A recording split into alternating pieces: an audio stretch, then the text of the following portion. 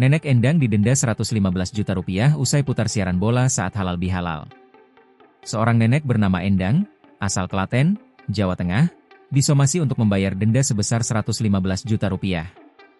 Kasus ini bermula dari acara keluarga yang digelar saat momen halal bihalal. Endang dilaporkan ke Polda Jawa Tengah karena diduga melanggar hak siar pertandingan sepak bola Liga Inggris pada 2024. Ia pun disomasi untuk membayar Rp115 juta karena kasus tersebut. Padahal, saat itu di rumah tengah mengadakan halal bihalal keluarganya. Endang mendatangi kantor di Treskrimsus Polda Jateng pada Senin, 25 Agustus 2025. Ia tampak ditemani oleh menantu dan cucunya. Ia datang menggunakan tongkat bantu untuk memenuhi panggilan mediasi terkait dugaan pelanggaran hak cipta siaran bola milik platform video siaran langsung. Platform itu diketahui menjadi pemegang hak cipta eksklusif selama 3 musim dan telah diperpanjang hingga 2028.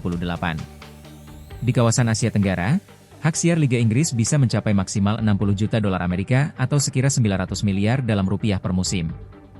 Platform tersebut pun menggalakkan aturan hak siar yang tertuang dalam Undang-Undang Nomor 28 Tahun 2014 tentang hak cipta.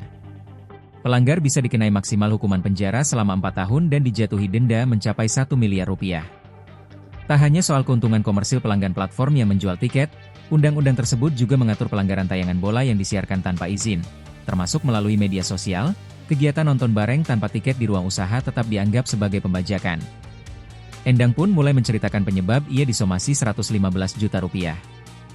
Saat itu, kebetulan warung kopi yang juga rumahnya buka. Endang mengatakan, awalnya ada acara halal bihalal keluarga di rumah. Saat acara berlangsung, tiba-tiba Endang didatangi seseorang. Endang mengaku tidak mengetahui siapa yang menyetel siaran bola tersebut. Ia menegaskan, warung kopi miliknya di Klaten tidak pernah menjual tiket atau membuat acara resmi nonton bareng, nobar. Ia pun berlangganan siaran resmi untuk konsumsi pribadi. Akan tetapi pada 2 Juni 2024, sebulan setelah pertemuan keluarga, Endang mendapatkan somasi. Ia dituding melanggar hak cipta lantaran menayangkan pertandingan di tempat umum.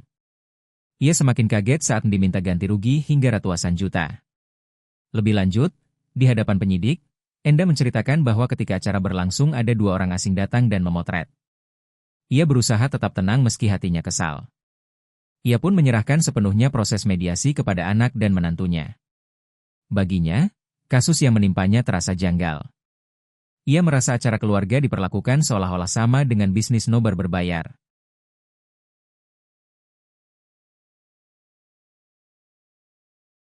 Download Tribun X sekarang. Menghadirkan lokal menjadi Indonesia.